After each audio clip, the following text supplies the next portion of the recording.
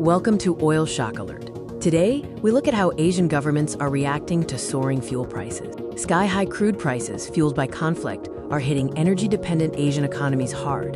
This is the global reaction. Governments from Tokyo to Jakarta are pouring billions into fuel subsidies to protect their citizens.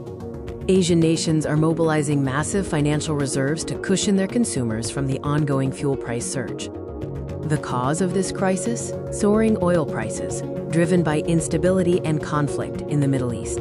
Let's start with Japan, where policymakers are taking decisive action to cap fuel costs for drivers.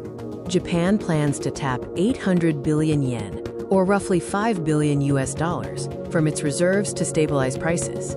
The goal is clear. Cap the fuel price at 170 yen per liter to ease the burden on consumers. Maintaining this fuel price cap is projected to cost the Japanese government about 300 billion yen every single month.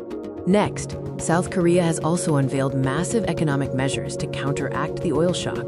The government proposed an emergency budget totaling 26.2 trillion Korean won, or $17.3 billion. This substantial budget is earmarked for essential fuel subsidies and vital welfare support for the public.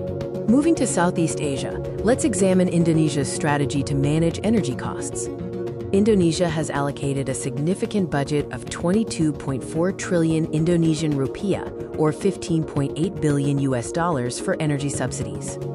This budget allows the government to cap domestic fuel prices and protect the local market from global spikes. These measures across Asia share a common strategic goal and highlight a deep economic vulnerability. Governments are utilizing a combination of tools: direct price caps, tax reductions, and direct cash payouts to consumers. The primary objective is to keep inflation under control and ease the public strain caused by rising living costs. These massive efforts underscore how deeply the oil shock is impacting energy-dependent economies across Asia. Thank you for watching Oil Shock Alert.